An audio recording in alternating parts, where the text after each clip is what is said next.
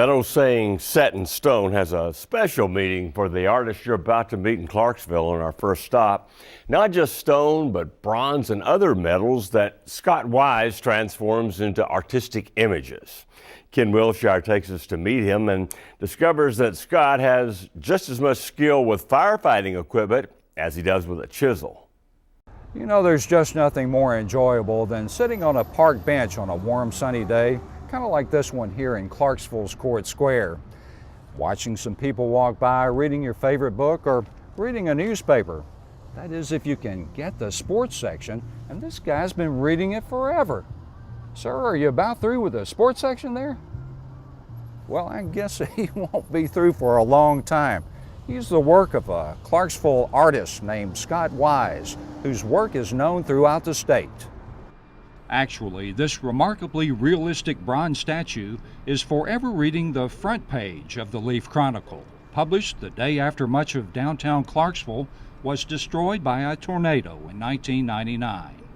Scott says it's a silent reminder of what happened that day and how the entire community came together to rebuild.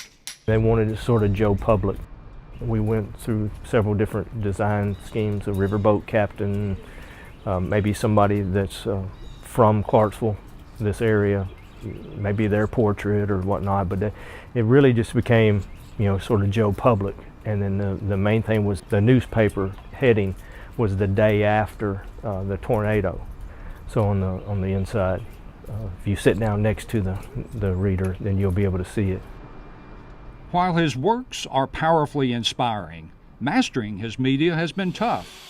The bronze and the stone are almost backbreaking. The work is dirty, dusty, and sometimes hazardous, with razor-sharp chips flying everywhere. But Scott's a tough guy who's overcome much larger obstacles than these while developing his artistic skills. When I was 12 years old, I had a cyst on my spinal cord, which caused scoliosis. So from water skiing and playing baseball and football, I was wearing a back brace for 3 years, 23 hours a day. This could have been devastating, but not to Scott. The experience gave him just the opportunity he needed to begin pursuing his passion. Started doing large portrait drawings and still do those. So I think, there's things that kind of happen in life. You can take it one way or the other, I guess. But it's a good thing to kind of come out of it, sort of things blossom from it. So, but I never really thought I'd end up being a sculptor, but you never know. So as you can see, Scott's not afraid of a challenge. So he's taken on the refurbishing of a Clarksville landmark, an 80-year-old World War I doughboy statue that was badly weathered. Scott removed its featureless Italian marble head and is chipping, grinding, and sanding his way toward replacing it with a new one. It's always been a challenge. That's the hardest thing in the world for me to draw and to carve, is to do something realistic. You're sort of copying life, and to be able to do that has just been really difficult for me anyway. So I kind of test myself as much as I can to be able to, do someone's portrait, to see if it actually does look like them. When 9/11 shocked the world, Scott was deeply moved to do something as a tribute to those Americans who lost their lives, especially our firefighters. And this bronze casting of empty boots, overalls, and helmet is what he chose, because this represents his work gear as well.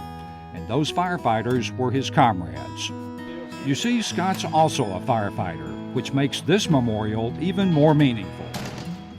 I was on duty that morning, September 11th. You want to do something just to remember, that every time you see it, you know that there's 343 firefighters that died that day.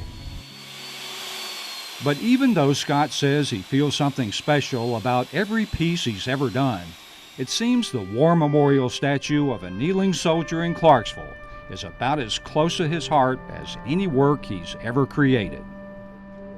It was actually commissioned by Montgomery County government, and they sort of let me have a free rein as far as who or what or how. They just wanted a soldier piece. And so that kind of gave me the freedom to be able to do that. My father was in the military, in the Army, and all of his stateside duty was here in Clarksville at Fort Campbell.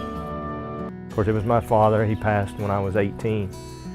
So I took pictures from throughout his life to make that. To be able to do that, it's just, I mean, I really enjoyed it, and it's something that, my kids get to enjoy as well, because they've never, got to meet their grandfather. So, on some little small piece, they can.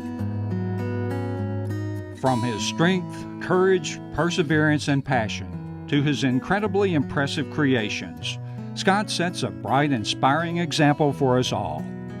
And while much of Scott's work has memorialized other people and events, he leaves us with his legacy set in wood, stone, and bronze, one that even captures his own father's pride forever.